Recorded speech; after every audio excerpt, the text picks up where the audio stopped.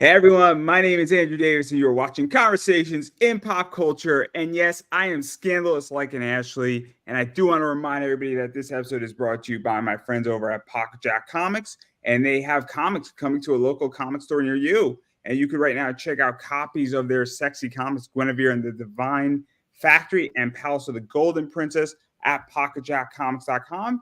And you can go to that website and sign up for their email list to get some free PDFs and look for some very hot and sexy and maybe not so safe for work covers at your local comic store coming in March and April. But beyond that, I have with me a legend and a very, very, very interesting individual. And I'm sure she's going to give you some background on who she is, but it's Savannah Fox. So welcome to the show.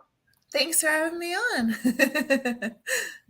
Yeah, no, I am excited. I am very excited. I am purposely being vague in describing you because I think you can describe yourself better than anybody else. But we're going to talk about a lot of stuff. But before we do, why don't you tell everybody who you are? Because there's people who know you, there's people who don't know you, and hopefully there's going to be a bunch of people when they see this live and after the fact that fall in love with you and potentially write you a bunch of money or indirectly give you money. But anyway, so what is your background and kind of catching everybody up on who you are?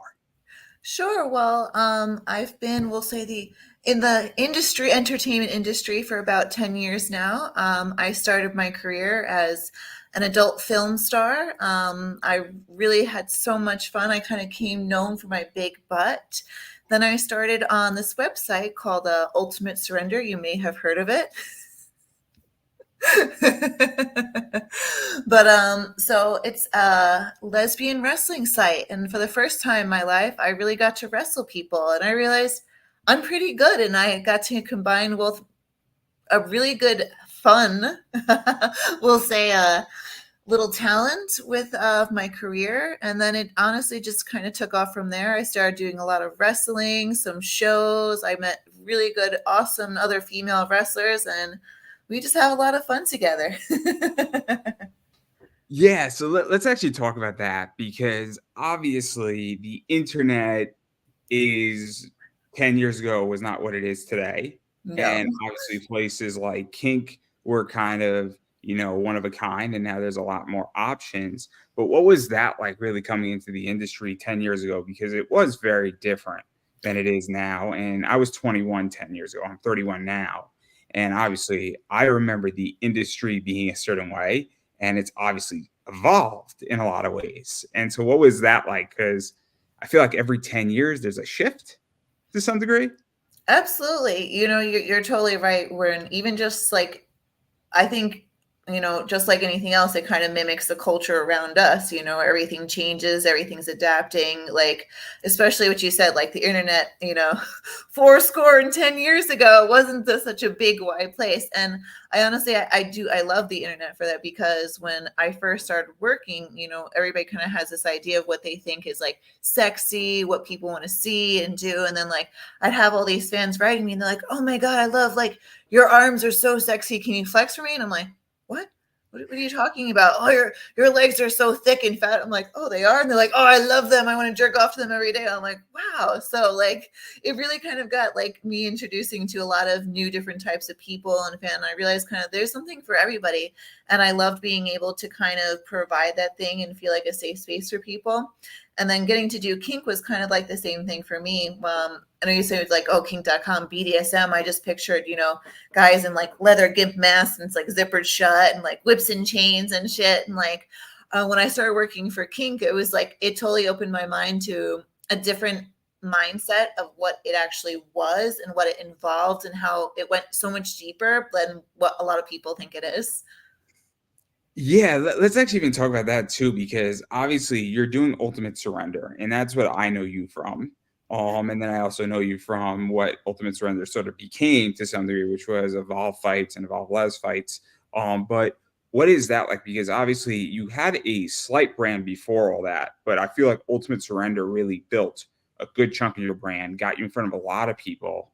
And what is that like? Because then you were doing some other stuff, I think, for Kink and some other sites, but it kind of started there where it's kind of like people are like, oh, who is Savannah Fox? I know her from this. US, and then, oh, I see her in this, and then I see her in this, and then I see her in this. And so what was that like? Because I Absolutely. think it's a really complicated thing, what builds your brand. So, like you said, it kind of, I was working for kink.com doing a lot more of the other hardcore sites. And then Ariel X, who at the time was running Ultimate Surrender, is the director. And of course, the sexy ref you see in all those fun videos. So she asked me if I wanted to try it. And like I said, I'd never wrestled before. I'd never done anything. The very first time I got my ass handed to me, and I was like, no, I can do better than this. So like I'd always been more of an athletic person, and I got like really competitive with it, and I just started winning, and I was like, yeah, I got this. Like, and then I started getting a lot more fans for wrestling. They're like, oh, I'd love to see you do like a scissor hold video. And I'm like, what's a scissor hold video? I've never heard of this. Like, I know lesbian scissor holds. I've done plenty of those. What are you talking about, sir? So I started doing scissor hold videos, and really it just kind of took off from there. People started seeing me for my big booty and my thighs, and they became known as like, I started calling myself the Big Booty Savannah Fox, and kind of like that's like my wrestler nickname that stuck. Then I met Jennifer Thomas at the time, and she was like, she comes from a big background of like more pro style stuff. So she's like, hey, I want to show you some moves. I think you could be really good. So like we hit off right away. Like we both like, I love, because I'd already kind of done a lot of acting in movies and things like that. Like I loved like the over the top like hamminess of like the live wrestling events. Like it was a lot of fun. So let's actually talk about that too, because obviously I know you as Big Booty Savannah Fox. That's how I know you. And you type in Big Booty Savannah, you type in Big Booty Fox, you come up. And you type in Big Booty Wrestlers, I mean, you're there. And that's your brand in certain regards. And then obviously being an Ultimate Surrender, because I think people forget that while it's kinky, while it's adult, for lack of a better word, it is still competitive wrestling to some degree. And I think people forget that just because what happens around 4, there's still 3 rounds before round 4. Hey, it's a tax write-off, everybody, so don't judge. Just because I read the IRS code does not mean you can't read it too. But what happens in round 4 is very different than what happens in the first 3 rounds. And what is that like? Because it is competitive wrestling in a lot of ways, and it is athletic, and it's very, very, very interesting. And what was that whole thing? Because I think people forget when they see Ultimate Surrender and when they see Evolve fights and some other things that, hey, this is real to some degree. Absolutely. So especially for the Ultimate Surrender, like it's 100% real competitive wrestling. There is, especially, different people have different levels of competitiveness that they'll take it to. So for me, like, I'll always like, even though I'm trying to win, I don't want to give somebody a bloody nose. I don't want to knock them unconscious or, scratch their eyeballs out. So I try to be a little bit more careful of what I'm doing, my body and stuff like that. And sometimes when you wrestle somebody who's never done or anything and they're super experienced and they just want to fucking win, they go balls to the wall. And all of a sudden you're like, whoa, what the, like, so it's definitely, and it's hard because like, if you haven't wrestled somebody, you don't know like their skill set, where you're going to be, where they're going to be. And because it's a lot longer rounds, even than normal professional wrestling, we're wrestling for a long time. So at all that beginning part, that's 100% true. So you mentioned something, and I think this also applies to Evolve fights as well, is that you don't want to incapacitate another person and another model. And I mean, obviously, if you watch enough of things, and Kink does a really good job where they ask what people's limits are. And so they might not want to be boxed out in their ears. They might not be able to have certain marks on them. They might not want certain things to be done to them. People might have sensitive feet, or a sensitive part of their body. And so what is that like too? Because you want to win, but you don't want to break somebody's arm. And exactly. it's tricky because I don't know how much you know about professional wrestling, but Randy Orton did a bit and he was explaining, oh, no, I'm sorry that you got knocked out and I broke your arm. You're the top guy and I'm the number 2 guy. It looks like I'm the number 1 guy. I'm sorry that I suplexed you wrong. It's like, and it's funny when Randy Orton says it, but there is some element of truth to that. And what is that like to make sure it's safe? Because I think people also forget that it's not a traditional shoot when you're doing Evolve Fight and Ultimate Surrender. It's anything but traditional. Absolutely. And that's like, it's almost kind of even down to like you said, like back in the day, like wrestling, like especially like like that was brutal. Like that was, like you said, it was kind of more of like a dog eat dog world. Now I feel like even if you're doing the professional stuff, like it's all planned, it's all scripted out. It's become like it's more of a show than actual wrestling. So I feel like we already know, like, okay, we want to win, but at the end of the day, we're both performers too. You know what I mean? I don't want, like you said, I'm not trying to break somebody's arm. I'm not trying to hurt somebody. Like I want to win, but there's sometimes you'll run into people. I think it's more of an inexperience than anything else. People who have been doing this, and this comes from whether it's like more of an adult related side, more of a professional side, just fetish videos of girls wrestling naked, and that's all that happens in the video. You always want to be respectful of the person that you're rolling around with. So it is a fine line to walk. And I think the more you do it, the more you become aware of yourself, your body, where they're going. It's a lot of the wrestling stuff. People ask me like, oh, did you do jujitsu? Did you do this? I'm like, I'm like, I did Ultimate Surrender. Like, doing it a while, you kind of get a self of like your body, what it feels like to be here. This is like, oh, you can use your weight to do this. If you grab somebody there, then they can't move. So, and I feel like usually to the girls who first start out, especially if they're strong to start out with, like they're like, they could fuck some shit up, then they just they get that anger with them too. Like they're just like, oh, I'm not winning. Like, and they don't realize that it's not brute strength, it's skill.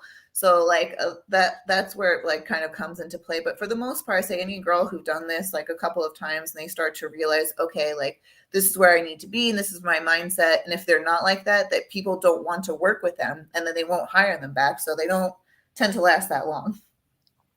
And then obviously Ultimate Surrender, I don't know what happened to it, but Evolve Fights kind of took it over. I mean, we don't have to get into all the details about that. At some point, I'm hoping to get Ariel X on my show, and that's something that I would love to talk to her about because I think she's one of the smartest business women ever. I really do. And I think it'll be a really interesting conversation with her if that ever happens. We were in talks, and then things fell apart, and then things happened. But I digress right there. But what is that like? Because I feel like Evolve Fights, both on the men versus women side, is cool. And I know you've had a few of those matches. And then some of those are really fun. And then if you want, you can tell that story. But more importantly, I feel like Evolve is bigger now than Ultimate Surrender. I feel like it's kind of taken its place and evolved out of it. No pun intended. And what has that been like? Because it has its own thing that's separate from kink. And it's its own entity. And it's a very cool thing to see. And I also feel like that site is cleaner to operate than kink sometimes. It is, especially because we'll make a long story short, but kind of kink decided to part ways with their directors as far as like they used to do everything in-house from like hiring models, production, sets, lighting, assistants, start to finish. It was done in kink in San Francisco. So they kind of pulled, like, I would say they modeled it instead after Evil Angel, where it was, okay, you can kind of use our site and our platform, but now you have to pay for everything. Like, we're not going to pay for your models. We're not going to pay for your sets. We're not going to pay for your location, all of your equipment. They took the approach. Yes. For a better word. For those who don't know what an IC is, independent contractor or independent, or we're going to, buy what you're producing for $2,000 and you figure out the expenses type model. Yes. So at the time, Ariel did have Ultimate Surrender and she did kind of like try to keep it up, but then they got a little weird with her, like, oh, well, these episodes, they don't really make sense together. We want just a tournament. So she was like, okay.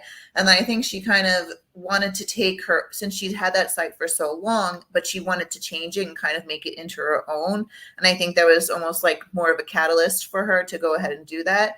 And, we've said like a lot of times, like, like lesbian wrestling is cool, but sometimes we want to see the guy and girl stuff or like an involved fight. So she went ahead. It's interesting on the indies. I love seeing men and women tear it up. I love seeing it.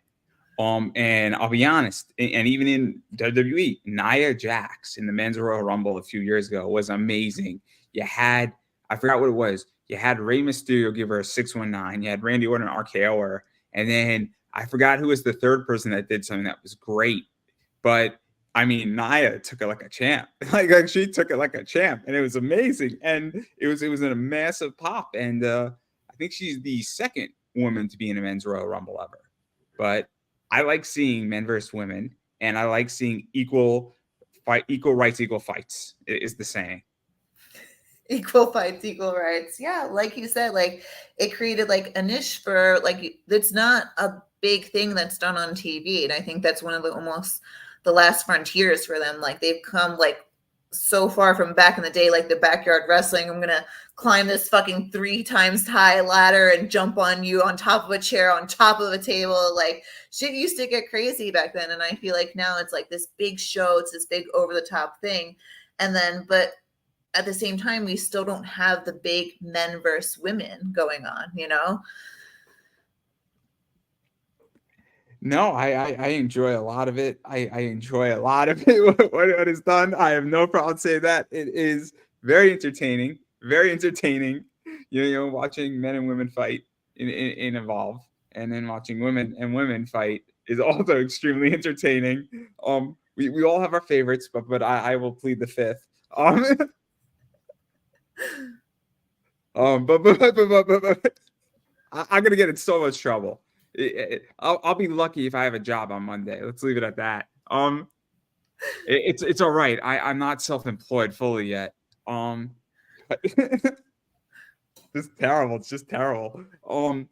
Luckily, hopefully nobody at my work is seeing this. Hopefully, if they are, they're gonna learn a lot about me tonight. If they are, they better follow me on Twitter, tell me about it or something. Between that and last Sunday, you know, I'll be perfect. I really don't want to get called into HR, but I digress. But going back into wrestling, because I do want to back out of Ultimate, you know, Surrender and Evolve. Obviously, you had a very, very fun match with somebody very close to you that I enjoyed. I'm not going to say who it was. I'm not going to say who it was. You can. I won't. Do we share the same last name? Maybe. I mean, it's your call. I mean, his butt might look a little bit like mine.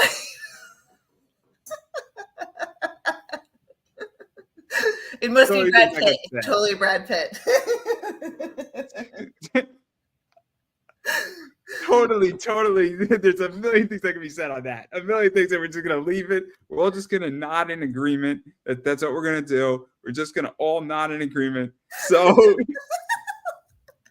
but you did mention Jen Thompson. I love Jen Thomas. I love LFC. I just had Jen Thomas on, and I interviewed her on my birthday of all days to interview her for the second time, which was really fun. We had a really good interview, and I might be doing something with her hopefully this year. And either I will have a lot of new fans myself, or a bunch of people will question who exactly I am. Don't worry, everybody. You're just going to learn a lot more about who I am. But anyway, she runs Session Girls, and I think you're part of Session Girls. Absolutely. And I think you do some custom wrestling. I think you do some session wrestling. And I think people forget that you're a damn good wrestler. It's not just adult.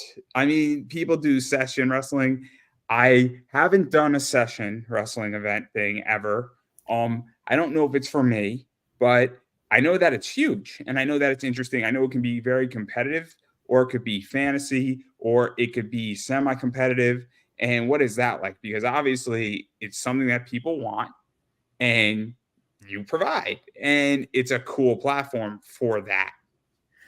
Absolutely. I found Session Girls about 5 or 6 years ago, and at first I was kind of like, okay, what is this? And I had a friend of mine explain. She was like, oh yeah, you know, like guys will like actually pay you to like wrestle you. I'm like, okay. And then she's like, some guys, like, you know, they just want you to be mean and kind of like beat them up. And then some guys want to really wrestle you. And then some, I'm like, okay. And then I started doing a lot more wrestling videos and things like that. And then the more I started doing videos, the more kind of like sessions I started booking with people.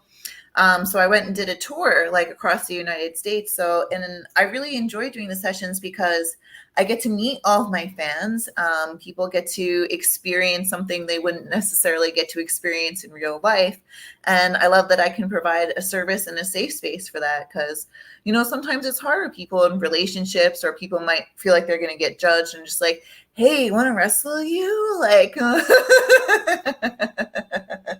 hey, do you want to like totally dominate me and like choke me and like, you know, sit on my face? What? But I get to do all of those things. So I really have a good time. I'm so thankful, Jennifer, for starting Session Girls because it really connects, I think, a lot of the girls with their friends personally.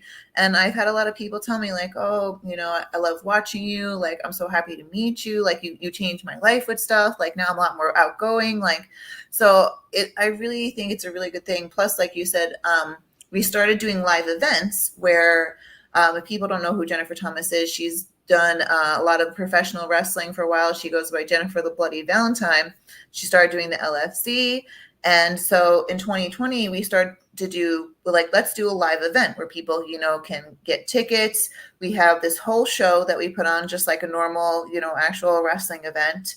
And then people, what we did was you can either stream it, you can get there the ticket, and then we did like a VIP party afterward where, you know, there's private matches going on. You can watch, you can book like a mini session with the girls if you want, you know, we're having drinks. It's all a really good fun time. We actually just got to do one a year or two ago. We rented this venue in Chicago and it was right across the street from Wrigley Field. And the front of it was all glass. So you can see into what was going on. So So let's actually talk about this too, because obviously it goes back to branding to some degree. And if you're going across the US, I mean, I'll be honest, I'm a huge wrestling fan and I've never been to St. Louis, but I love a promotion in St. Louis and I'm able to stream it. And so when they're on, I'm able to watch it. You know, it's an hour after my time, so I'm Eastern, and they're streaming at 8 o'clock. It's 9 o'clock here, but I'm on in St. Louis, but I'm engaging with the show live. And I think it's something that's interesting. And it's kind of like if baseball teams travel all over the United States. So if you are a Mets fan and you live in California, there's a good chance you can see the Mets 18 times a year. And I think it's very same thing if you're a California living in New York and you love the Dodgers. The Dodgers are going to be in New York 2 or 3 times a year. Or maybe 6 times a year now. And so you can go see it. And I think it's very interesting. And it's kind of like the WWE2 is that they travel all over the world. And so I think it's fascinating because it's not just, you know, obviously there's money involved and you're getting paid and you're probably making good money doing it. And that's important too. But, you know, not everybody can come and see you wherever you are. I don't know exactly where you are. You don't have to disclose that. But if somebody lives in Chicago, they might not want to come down to New York or Connecticut or go up to Maine if you're in any of those states. But if you're going to Chicago and they're in Chicago, well, it's doable.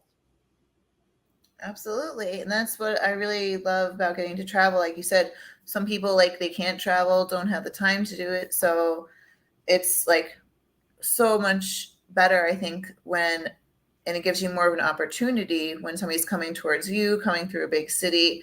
And it's nice now because pretty much all the cities that I go to now, at least like I see the same people over and over, and I get to add new people to it as well. No, it's fascinating. It's fascinating. I have and she disappears. She just disappears. Oh, get in water. You're good. She's like, I'm out of here, guys. I'm just out of here. This is it. This is it. but and even to go further into that as well. Obviously, when you are, because I think this is an issue, and this is just, and I'm curious what you think is. I see a wrestler on TV, I see an adult entertainer, I see a model, and then I don't ever see them in person, or they're behind closed doors, or they're professionally protected. might be another good way to put it. They're not real to me. And so I'm fortunate enough that I get to interview a lot of people. I get to interview a lot of voice actors. And when I'm sitting down with somebody in an interview, they become tangible. And I think it's a really, really complicated thing when somebody is session wrestling with you or interacting with you or seeing you live at an event. It's you become tangible and you become a real person. I don't know if that makes any sense, but we're on equal footing on what we are as people. And I think it's a real issue, I guess, right now due to COVID and a bunch of other things. And I think that also is fascinating what's going on because I think sometimes people are put up on pedestals or they're untouchable, for lack of a better word. Absolutely. I agree with you. Once you kind of get a different level of interaction, like you said, they're never going to talk to you. They're never going to talk to you on Twitter or Instagram, let alone in real life or anything else like that. They're not answering your fan mail probably. So I feel like it's definitely different. And especially, like I said, for me, it's somebody who doesn't necessarily get to experience something in their real life, or like this is an interest to them, but they don't feel like they're like in a space or relationship or, to do this stuff. So I feel like as far as it becoming tangible and like a different space, like you said, especially during COVID, it was kind of hard because I was in the middle of actually doing a tour and I had to stop because I had bookings in California for like Los Angeles and San Diego, and they weren't letting you rent any hotels if you didn't have a California license. So it kind of really put a damper on stuff. But at the same time, I think when it actually did come back, a lot more people, I think, have been exposed to this, and it's becoming almost mainstream. Like I'll use an example, like OnlyFans. Back 5 years ago, what the fuck is OnlyFans? And now it's like all over pop culture. It's in rap songs, it's in TV shows, it's in movies. It's hilarious. I find it. I'm like, oh my God. Yeah, so let's actually dive into that too, because OnlyFans is confusing to me. And I've played around with it and I don't have a problem with it, but I know that there's a lot of stuff that goes into it. And I was speaking to my guest on Sunday. She has an OnlyFans, and she said it's kind of like running a daycare and babysitting people. And I laughed because I thought it was funny. I can imagine there's a reason why I don't have an OnlyFans, because OnlyFans doesn't have to be for adult stuff, guys. It's like Patreon, and you could have an OnlyFans for anything you want to have it for. By definition, just because it leans one way doesn't mean that it has to be used for that. But what was that like? Because there's a learning curve to that. There's complications to that. It is extremely interesting on what's going on with it right now. They can be extremely draconian from what I hear on issues. And there's all these rules and people think it's easy. It's definitely not easy. I think too, because it has enjoyed such notoriety in the past couple of years. It's almost become flooded with people. You know what I mean? So it's hard to find, like, maybe once upon a time, oh, I want to find a girl who's, like you said, who's a wrestler. Before there was maybe 2,000. Now there's 200,000 girls on there. And I think the combination of, they do have a lot of strict rules. Like, for example, if I'm in a video and I'm wrestling somebody else, I need to have either their OnlyFans tagged in the post, otherwise they'll take it off my page. Or I need to have, basically, they do like a biometric scan of your face. So you actually do have your face scanned in order to make sure this is you in the video, the other person in the video is who they say they are. And then, you do have all these people messaging you constantly. So depending on how many people are messaging you, it's hard to kind of keep up on doing all of it. So let's actually talk about that too, because this is, and I'm curious what you feel, because I feel podcasting. I've been podcasting both pre-recorded and live for almost 10 years now. And when I first started, it was a hell of a lot easier. And I had no idea what I was doing. And I was fearless. And I would just ask everybody and anybody. And I got some pretty big names on my show. And I was stupid enough that apparently people put their emails in weird places that are not protected. And they're thrilled when you email them. Big people are thrilled when you email them. It's a weird concept, everybody. It's really weird where you find somebody's email. Where I found Chris Daniels' email is a very weird place. It was in the back of a comic book of all places. And it was great. It was great. The whole thing was great. I just emailed him and he said, "Yeah, I'll be on your show, no problem." And then I interviewed Kazarian, who I really enjoyed too. Same deal. So the point that I'm getting at is, but now fast forward 10 years later, media is fragmented and it's a disaster and it's so hard to get attention. Yet I have a reputation that I do get big names on my show still, but not because of my viewership, but because I've been around for 10 years and I've interviewed all their friends. And then they're like, well, I don't want to be out of the club. But so I'm curious, and I guess my question is rooted in what is that like? Because now there's 20,000 new girls coming on every single year, and money and media and attention is fragmented. I would say, unless I'm wrong. I mean, and so how do you navigate that? Because that would, I guess, fuck with my head. It definitely is to succeed, like you said, in brand in this like day and age, because everything is so saturated pretty much in every market. You know, the internet has become this ginormous, like it's so saturated across the board in everything, I think. And in order to kind of get yourself out there and be a, you know, getting those people, getting those fans, getting that access, you can't just do one thing. You know, you have to kind of do a little bit of everything. Like I'll have my OnlyFans, but then like I also have my own personal website where people can go get my content. I also have something called Clips for Sale, which is basically, if people haven't heard of it before, it's like the biggest fetish internet site. Like they're like second behind Pornhub with graphic drawing, which is another can of worms. So, and then with Pornhub, you know, you're kind of at a catch-22 because you want to put stuff out there so people can see you and get more fans, but at the same time, you're kind of giving your content away for free. Let's talk about that too, because obviously so you put something on OnlyFans behind a paywall for the most part. Hopefully most of it's behind a paywall, but stuff gets stolen all the time. And that's an issue of stealing. And obviously, I'm sure clips from my interviews have been stolen without a doubt. I'm sure of it.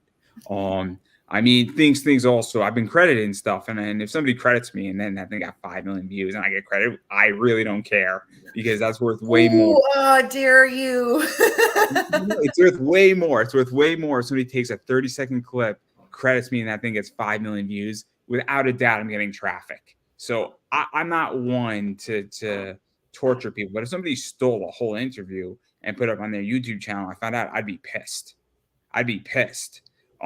Because they just took something from me and they took revenue from me. So I'd be pissed about it. And I'm sure stuff gets stolen from you off of your OnlyFans. It has to. I mean, it has to. It's just, and stuff gets taken from Clips for Sales. I would imagine stuff gets taken from Evolve fights. And so what is that like? Because again, you want people to see you, but you also don't want to give everything for free, but you have to kind of give something for free. And it gets tricky. I mean, my whole show is free. So I don't have to worry about charging and being behind a paywall. But if certain things were behind a paywall, it would be a nightmare. And so what is that like for you? Because you want to protect your brand, but you got to get attention. And I have a headache asking the question. It's definitely tricky because, you know, even when I'll have things I'll put something like on my website or my OnlyFans, and then once it's been up there for a while, you know, it's been up there for a year, okay, then I'll put like a smaller version of it. Oh, say this video was 20 minutes. Okay, I'll do a 7-minute video and I'll put it on Pornhub. So that way, at least, you know, people are getting to see something, but my fans who paid for their stuff also feel like they're not like seeing things for free other places. So, but what really sucks, like you said, is I'll have like people steal like full-length videos or things that like a lot of people don't realize, you know, when we're doing production like this, it does cost money. You know, we got to rent a location, you know, you got to buy an outfit for it. You got to fucking, there's a lot of things that go behind all this. I got to hire a videographer. I got to have lighting. I got to have somebody edit the video for me. So it would really frustrate me when I see like one tube site and it's got like 50 videos of mine absolutely for free. And I literally just released them. So that's definitely really frustrating as well. So I guess the question is that obviously I don't go through who's taking my stuff, but if something got 10 million views of mine that it wasn't mine, I would be notified because it would be appearing because I'll do a search on YouTube and I'll type in all my keywords for an interview. And if something pops up that isn't, you know, kosher or blessed by me, somebody stole something from me without asking my permission. And I didn't really care because it didn't do well and it doesn't hurt me. And then he tagged me like 30 times on Twitter, which was helpful. But again, I wish he asked first. But what do you do when a tube site has 50 of your videos that were just released? Because I think that's one of the biggest problems right now with media collectively is how do you protect your content? And I don't know because I'm not in that sector, but I know it's a problem. It is. We have what we try to do now is I do a combination of, you know, I'll just kind of Google my name on the internet and when I see things that come up. So as far as what's really nice about Pornhub is pretty much the only site that will do this where say somebody took my video and they put it on Pornhub themselves, right? So that's when like the other views come and say like, okay, this video has 5 million views. I let Pornhub know like, hey, this is mine. They stole it from me. And then they'll add it to my channel. So that way I do get credit for that, you know, and all of their stuff does transfer to me. But if it's a lot of on these more in-between sites and things like that, it's really hard to even track down where that person came from, where they stole that content, how to get them to take it down. You know, you can kind of, basically I start with like sending like a cease and desist letter. Most of them get ignored though. So unless like you go to a lawyer and actually hire a lawyer to start that process, it's a really big uphill battle to even do that in the first place. So I'll try to a lot of the times, like I always put a watermark in my videos so that when people see them, they're at least seeing my name and like, oh, okay, I liked this video. Let me go Google her, check out her social media and her website. So at least like, I think if somebody liked me, and then I'm kind of maybe drawing them towards me. Hey, come the fuck back here. So let me ask this, because do you feel that sometimes people don't know what goes into making content, developing content, ideas of content, also time? Because I interview a lot of people and some people get it immediately what goes into an interview. It's not just, oh, we're going to live on the air and I don't have questions. I do homework on my guests. I understand. I have costs on my end. Obviously, it's my time. I edit this thing up and I cut it into micro content. You know, I share it out to a bunch of places. And I think a lot of people, and not I would say half my guests have no fucking idea what goes into a small production, let alone what you're doing, which is a much larger production than me by far. And I don't think people even realize that sometimes they're stealing. These are like, oh, what am I doing? I'm not causing her any harm. She's making millions of dollars. But if everybody stole your clips and didn't pay for it, you'd be out of business pretty quickly. I mean, I don't think I'm saying anything like that's not true. No, it's 100% true. A lot of people too, especially they feel like, oh, well, you like this, so why wouldn't you just do this? A, B, they're just like, oh, let me just like, I picked up a camera, I recorded myself real quick, and that was it. They don't realize like, oh, okay, no, like, I'm shooting with this model. I either gotta fly somewhere, book a hotel. I gotta find a location to shoot. I gotta find a videographer to shoot it. I gotta, you know, get the right camera. Make sure you got the brand new camera to record everything on. You don't want to have a shit camera. You gotta have nice lighting for your set. You gotta have the outfits for your set, and then you gotta do post production as well. Yeah, I don't think people have a real clue. I don't think people have a real clue how business works, and I think it's a problem, and I think that or they don't care, or what you have is that you have a bunch of people, and I don't want to specifically say men or women because it could be both. I mean, I don't know if you know your demographic, but it could be both. You know, there's plenty of women who like, you know, adult entertainment stuff too. But it's the idea that I don't know if that maybe they're just tapped out economically and they're like, well, I'm just going to take it because I want it. Or if they don't think about it, or they're like, hey, I bought half your shit and I'm going to take the other half. Like it becomes problematic. And, you know, and also it's kind of like somebody's like, oh, you know, I'm not even thinking if this is going to the model because, and that's an issue too, but I digress. People, you know, just, I don't think they get it. I don't think they get it, and plenty of shit's pirated all the time. It's not just this; it's a massive issue. But I digress because I do want to talk about clips for sales and many vids and all that stuff too, because I think that is the most brilliant thing for your industry. It is. It gives a lot of people and creators a platform where they wouldn't necessarily be able to have exposure and that level of traffic to start off with, especially if you're a new performer, or just, you know, it's hard to just when you make your own like website itself, you know, you're having to hire a webmaster, you have to find somebody you're trusting with all of your content. Unfortunately, even on like that side, a lot of people will make your website for you for free, and then they snickered you into now they own all of your content too in exchange for doing that website. So it's really hard to even just start off with your own, like your own stuff, and it's very daunting. So clips for sale and many vids, they offer a really good platform to connect girls personally to their fans and buy that content. So to even, I mean, I take a different view on many vids and clips for sale, where I think it is part of the equation for a adult entertainer, a model, a porn star, whatever you identify as yourself as. I think what it does is that it creates passive income, and it creates really a passive income stream. I don't think people should view it as an active income stream. And the reason why I bring this up is that obviously I'm in the comic, the anime, the cosplay world, the wrestling world, and I think people need to learn that you need to have many passive income streams and active income streams. And I'm a dividend investor. And every month I get my dividend payments like clockwork, and it's cash that I can use for whatever I want to use it for.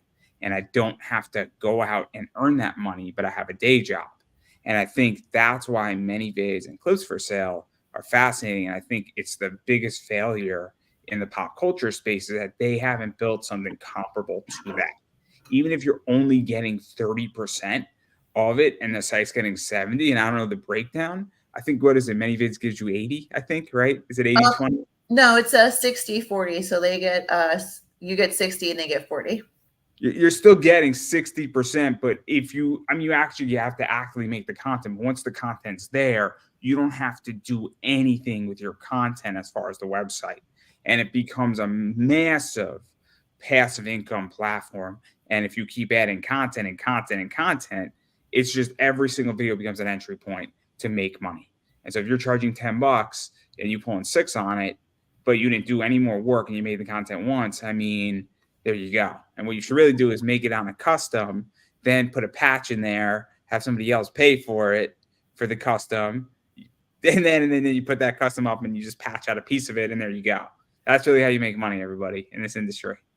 For somebody who's never done this, for somebody who's never been in this industry, I know way too much. Way too much. The research. But that's my opinion on it. And I think it's brilliant because I think that if you're doing session girls, you're doing modeling, you're shooting mainstream stuff, you're doing evolve fights, and then you have a bunch of stuff on many vids, clips for sales, and some other places. I mean, you have multiple incomes.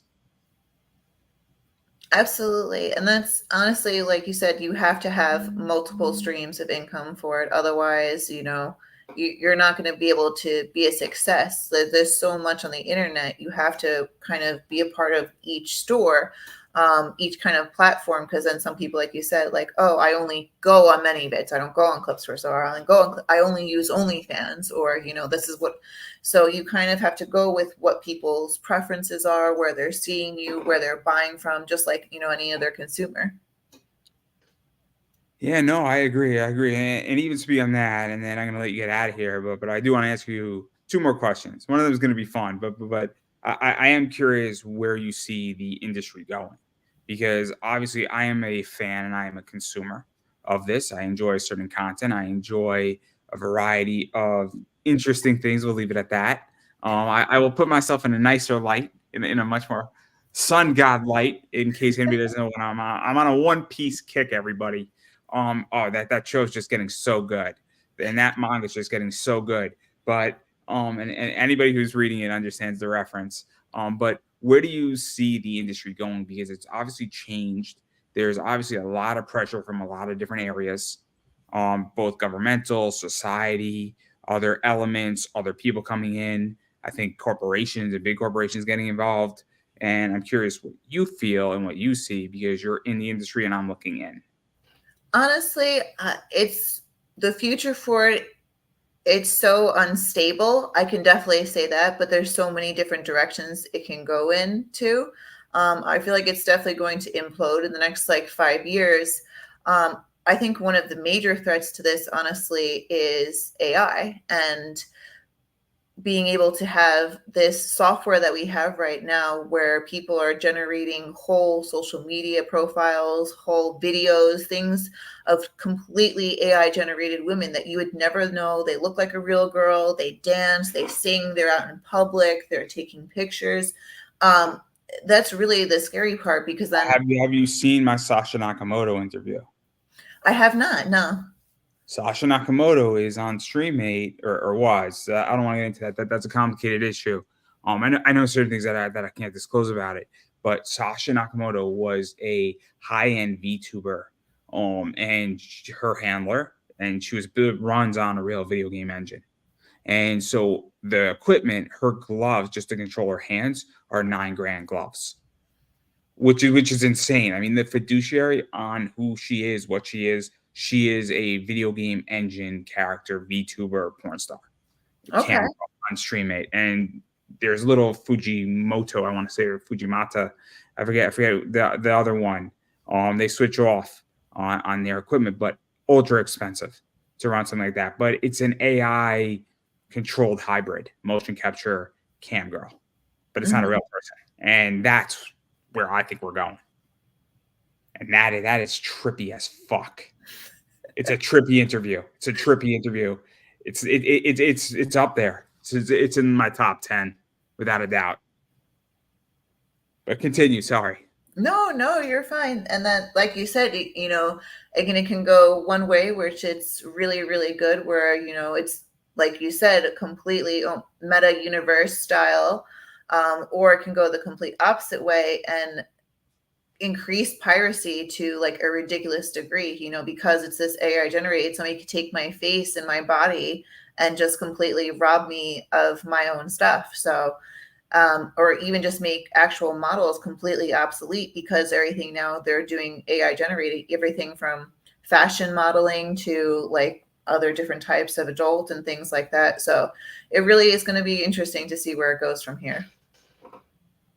No, I'm very curious, and I'm a big AI proponent, but obviously I like it for other things, and it's a real issue in comics, and it's a real issue in a lot of things, and I don't know where it's going, but I do like AI learning components, because if an AI machine can learn the best from the 100 best teachers, and then it could teach me, it's just going to make me smarter. But also the question is that what about when I have kids? Are they all not going to learn some skills and then just be taught AI? And there is ethics in that. And but that's like days of conversations, days.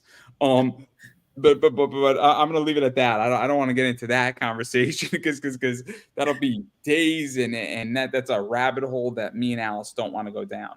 I'm a huge Alice in Wonderland fan, so sorry everybody. I'm also a huge Sonic the Hedgehog fan, guys. But I do want to get to the fun question before I give you a chance to promote yourself. And obviously, Sunday's the Super Bowl. So if the Chiefs win, is Travis Kelce proposing to Taylor Swift? Because these are the most important questions. This is the most important question. I'm gonna say no.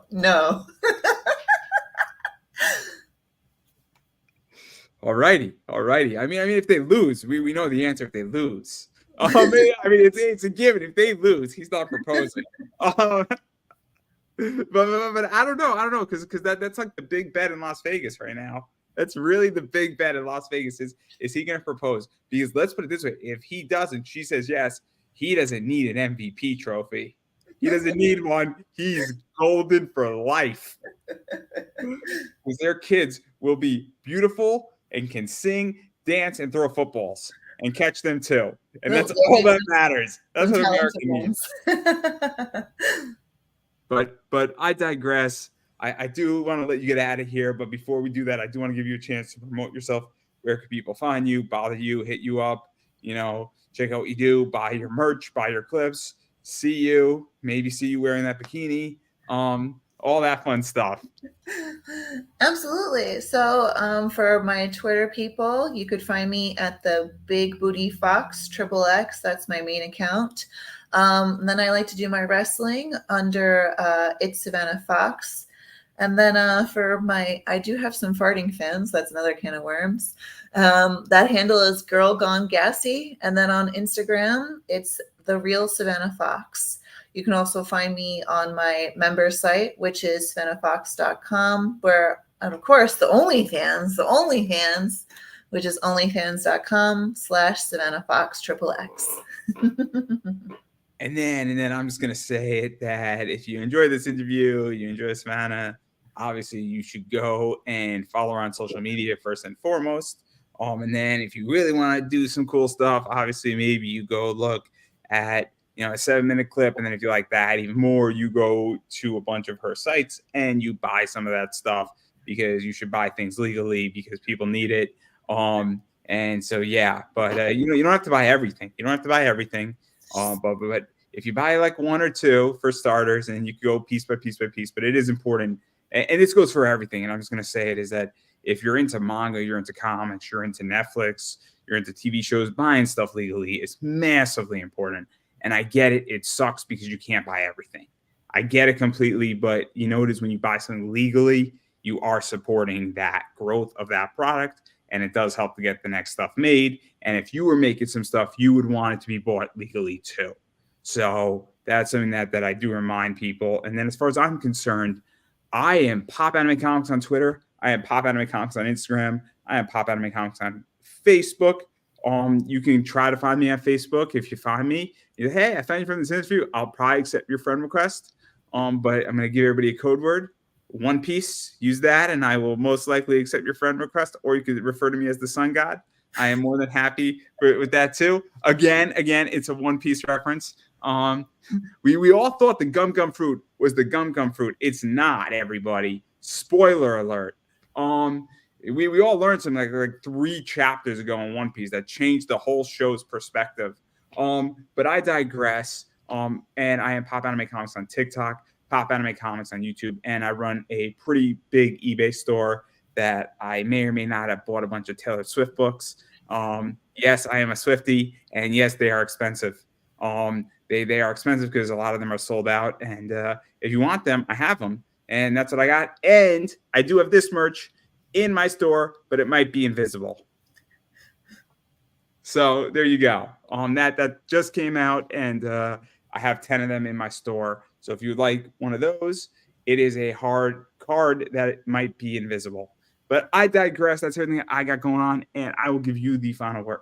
Oh, absolutely. Well, it's very nice having me on. For all of my fans who are already fans of mine, it was nice to hear you, see you, and I hope I made some new ones tonight. Hope y'all come follow me on social media. See what's all the fun about. I don't think I could have said that any better myself, everybody, and that is a wrap.